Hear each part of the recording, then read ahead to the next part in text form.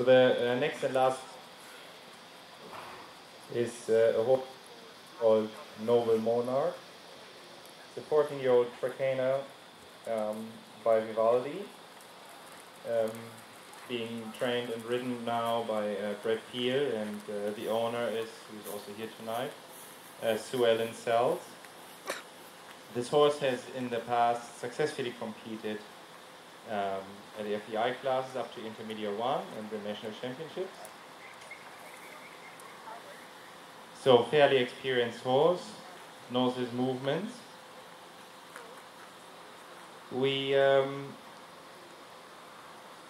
want to touch the subject of counter canter with this horse.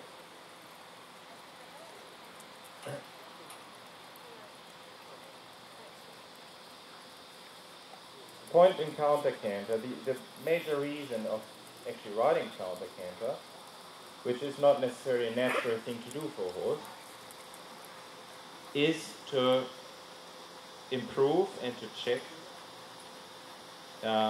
balance and straightness. It's the only reason to ride a counter canter. So if you, most of you probably have already ridden a horse on counter canter, maybe also introduce the horse to counter canter. And what does a young horse do when it starts its first counter canter? Comes towards the wall where it has to do the turn away from its lead and it drops the trot. Why does it do that? It's losing its balance. And that would be the natural reaction of a horse to do it. Now we've done that a few times, the horse keeps the canter and we make it through the corners. What happens next? We find the horse canters on 2 tracks. Croquet. But we've made it. So, question, what does a balanced and straight counter canter look like? Easy, exactly the same way like the true lead. Just with the exception that the lead is now going to the outside. And so what does a good canter look like? It's always in a slight shoulder 4 ridden. Shoulder 4 means that the forehand is really right in front of the hind end. Naturally, horses have a crookedness. The hind leg in the regular horse are a little further apart than the front legs, and horses have one stronger body half than the other. Speaking of the strong side and the hollow side, the hollow side of a horse is the weaker one. Even though a lot of riders feel that that's the better side, it's actually the weaker side, the less developed side. The rider usually feels he has less in his hand.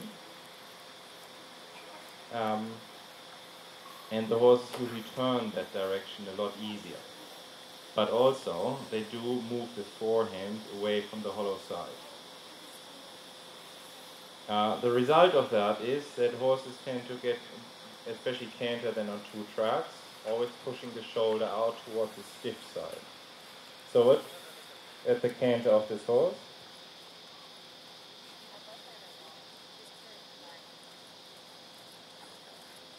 Brett, can you give us a canter?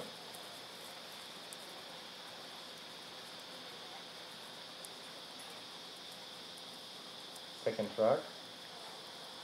Always good to work horses, especially in canter on the second track. It gives you a much better idea of the state of straightness. So if you look now from behind, that actually looks quite good. The horse is now cantering on one track, but you see the rider is a little bit trying to keep the forehand on the inner edge of the track. Keeps the shoulder, especially the inside shoulder, nicely in front of the inside hind leg. And since the hind legs are further apart than the front legs, the rider needs to bring the inside shoulder.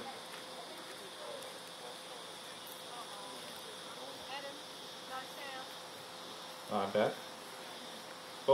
Both shoulders in order to have the inside hind and front leg on one line. That's too much now. That would be. We do not want to have a shoulder in and canter, shoulder 4. Difference is that in shoulder in, the shoulder is further in than the hind leg, the inside. We do that only in trot. There's a reason, because in canter it does get in the way of the inside hind leg, so it actually lessens the quality of the ground cover of the inside hind leg, so the canter gets shorter and shoulder in. Alright, good. Now I would just like you to give the inside rein a bit more. Also here, remember the stretch, but keep him as straight. Outside rein, inside leg, and a little more collection now. Little more collection, less flexion, less flexion.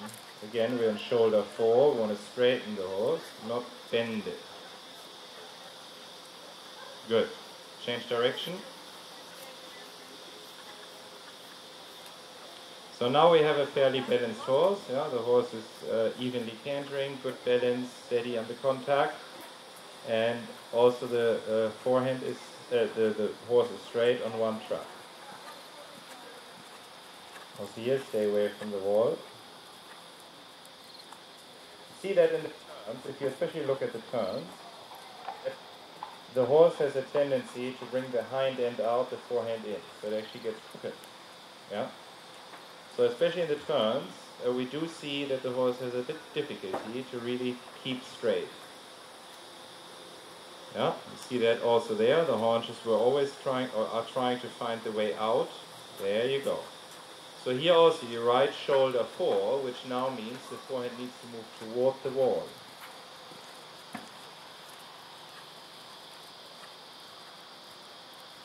That was a better turn, good. And there he lost it a little bit. Good, transition to walk, change lead.